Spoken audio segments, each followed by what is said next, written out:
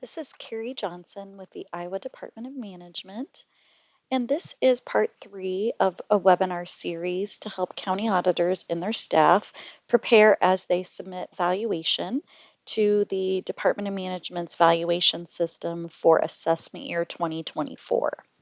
This particular segment is going to talk about sort of what data are you actually submitting, and what exactly is being uploaded into the system. And so we'll walk through that.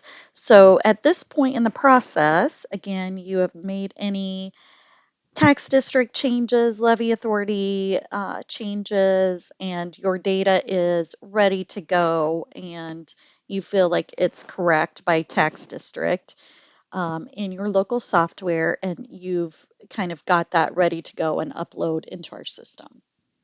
So when you import the data, if you don't want to override the district names in the system, be sure your system places an X for the tax district names.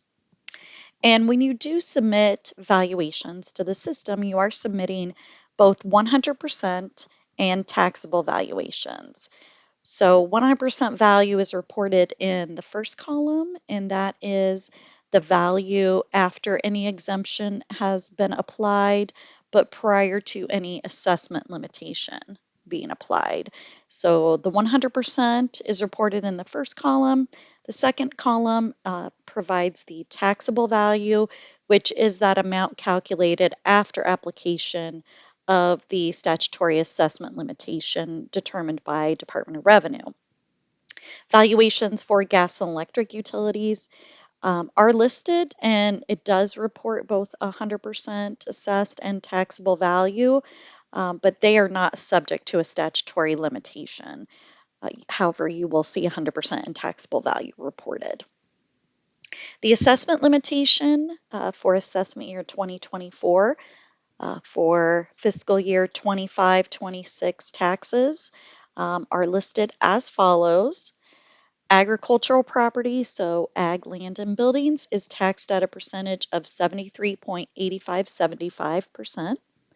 And residential property is to be taxed at a percentage of 47.4316. For commercial, industrial, and railroad property, it is taxed via a two-tier assessment limitation. So for the first $150,000, that property unit would be taxed at the same percentage as residential property, which is 47.4316. And for the remaining value that is over $150,000, it would be taxed at 90% of its assessed value.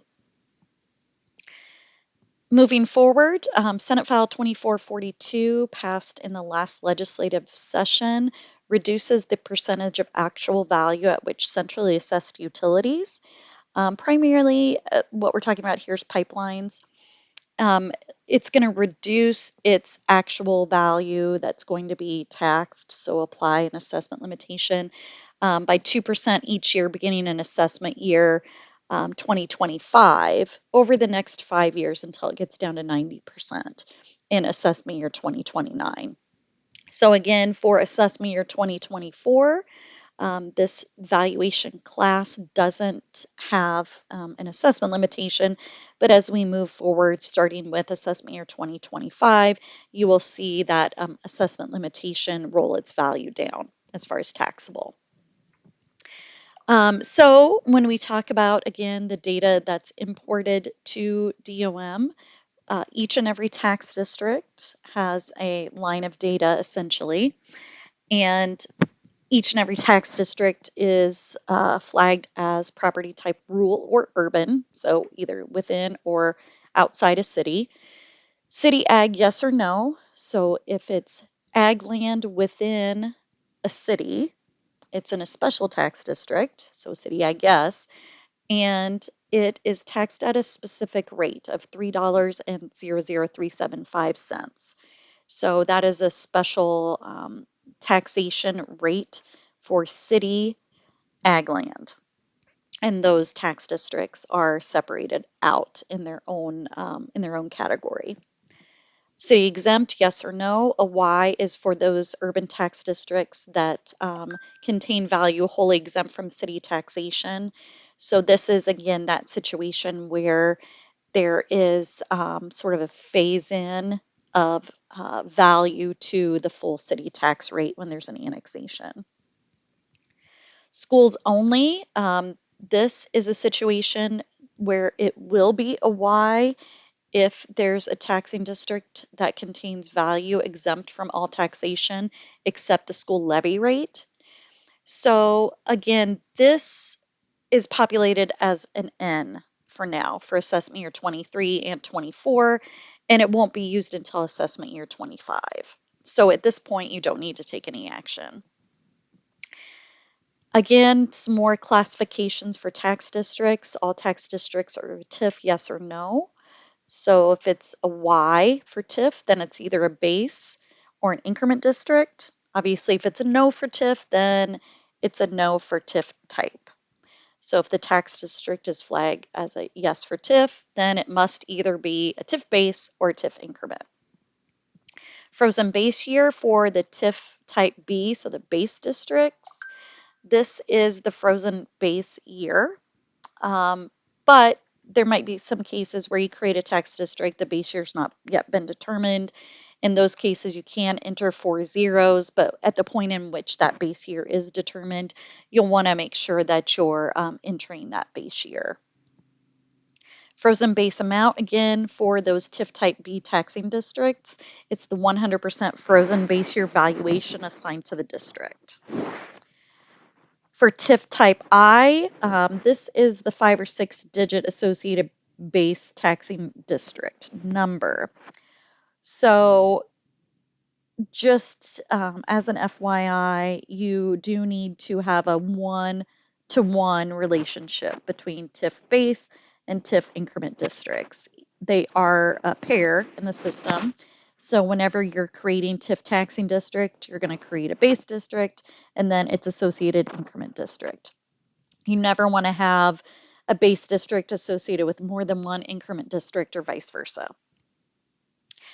Receiving TIF type, this is basically which type of taxing authority is actually going to be receiving the TIF revenue, who set up this TIF district. So it's an I for a city urban renewal, O for county urban renewal, etc. And then receiving levy authority code.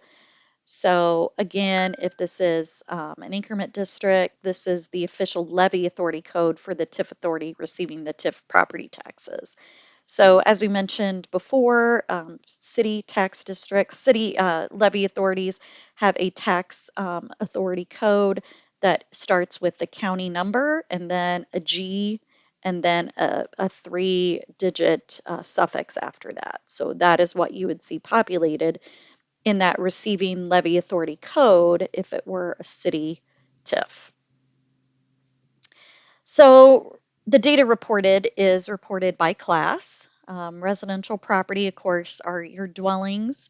If they are located on ag, they must be classified as residential and listed on line 1, and they do get the residential assessment limitation. All residences on ag land within a city must be listed on line 1 of a regular taxing district, right? So this is a sort of a common trip up thing that happens. Ag land and buildings, it's again just ag land buildings, and if they're within a city, all that can be listed in that city ag district is ag land and ag buildings. Commercial and industrial is pretty straightforward. We do have a couple of reserved lines. One used to be multi-residential, which is no longer in place. And we have another reserved line for any future property class additions. Both of those reserved lines should be listed with zeros. Railroads, they are separately reported. You get that information from Department of Revenue. Utilities without gas and electric. So again, it's mostly your pipelines. This is not gas and electric utility values. This is the centrally assessed utility value. And so that's what that is. It's not gas and electric, it's not railroad. Other would be valuations that are part of the base, but don't fit naturally into other classifications. The big ones I see here are sort of those toll bridges or interstate bridges that folks might have on the borders of the state. Gross value is just for both the 100% and taxable columns. It's a sum of the lines above it. Military exemptions and homestead exemptions are the two types of exemptions that are reported, and they're reported on both a taxable and 100% column.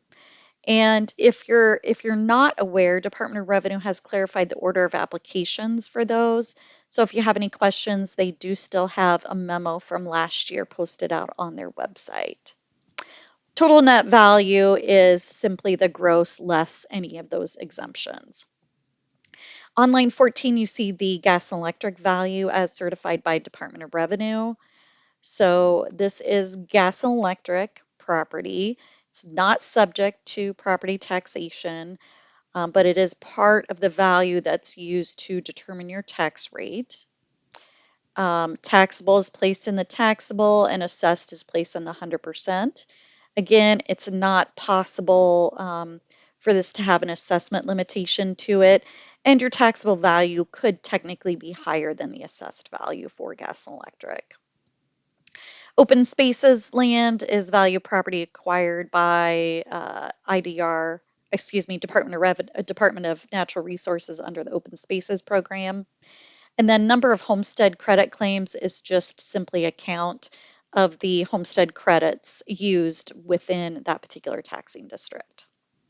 So that's basically the data that you're importing in for your regular valuation import to be used for budgets and taxation.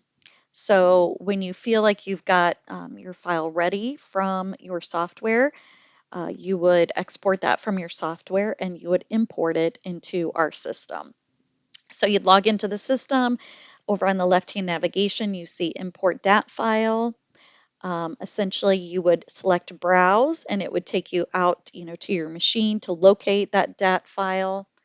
You'd select it and then you'd upload. What you want to see is this, a green check mark. The file's been validated and you can move forward to confirm the data. Now, this doesn't mean that you don't have any errors, but what it means is your data was validated and able to be uploaded into the system. That's simply what it means. So you should go in there now and see figures within your system. Your data should be showing up in your reports, etc. There are situations where you're going to see potentially errors with your upload. Some of these situations that commonly occur are if a tax district was switched in your local software from rural to urban or urban to rural from year to year. And so the system's going to catch that when you try to upload it. If you say tax district 1, 2, 3, 4, 5 is a rural district, but the system says, oh, here in the last year it was an urban district or rural district, whichever. And if they don't match, it's going to highlight that as an error. Similarly, if you say something is a base district, TIF base district, when last year it was a TIF increment district, you flip-flop them, it's not going to let you do that. A real common one is if the tax district was created or deleted in your software, but you didn't make the corresponding change in the Department of Management system prior to upload, it's not going to like that. So that's why we tell you to make sure to make any of those changes prior to trying to upload your data.